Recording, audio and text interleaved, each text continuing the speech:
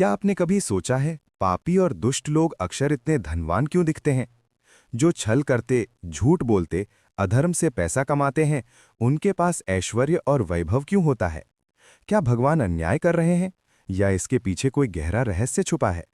आइए जानते हैं इसके पीछे का अद्भुत कथा। जब सृष्टि की रचना हो रही थी, तब ब्रह्मा जी ने एक-एक युग का निर्माण किया। पहले सत्ययुग आया, जहां सत्य ही जीवन के मूलाधार थे। फिर आया त्रेता युग, जहां धर्म के 4 स्तंभ में से केवल 3 बचे थे। इसके बाद आया द्वापर युग, धर्म आधा रह गया, मानव व्यवहार में अधर्म प्रवृत्तियां दिखाई दी। और अंत में जब ब्रह्मा ने कलयुग का निर्माण किया, तो अपने ही सृजन को देखकर क्षण भर के लिए विचलित हो उठे। ब्रह्मा ने कलयुग को अपने सामने बुलाया। कलयुग का स्वरूप भयावह था। उसका मुख पिशाच के समान विकृत, आंखों में असीम दुष्टता। पूरा शरीर नाचते, रोते, हंसते और चीख चिल्लाते बुलाई की गीत गाता। कभी नग्न अवस्था में ब्रह्मा जी के सामने खड़ा, एक हाथ से उसने अपनी जीभ पकड़ी थी और दूसरे से वासना के प्रतीक। ब्रह्मा ने गंभीर स्वर में पूछा, ये क्या है? ऐसा क्यों कर रहे हो?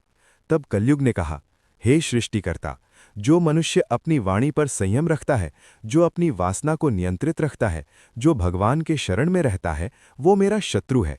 इसलिए मैंने जीवन और वासना को पकड़ा है। अधर्म से धन कमाता है, वासना में डूबा रहता है, ऐसे लोग मेरे प्रिय हैं। वही लोग मेरे समय में ऐश्वर्यवान होंगे। ब्रह्मा जी उससे गहरे दृष्टि से देखे और बोले, ठीक है, तुम पापियों का साथ दो, उन्हें धन दो, वैभव दो, ऐश्वर्य दो, पर याद रखना, उनका मन कभी शांत न हो।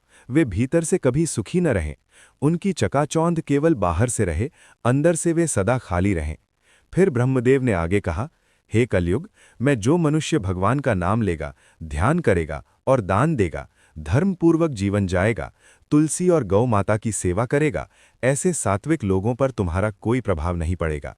वे लोग भीतर से तृप्त रहेंगे और मन स्थिर रहेगा।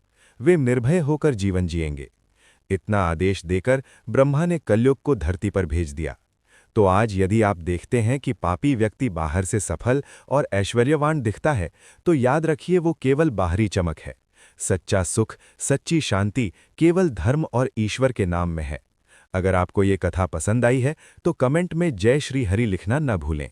धन्यवाद।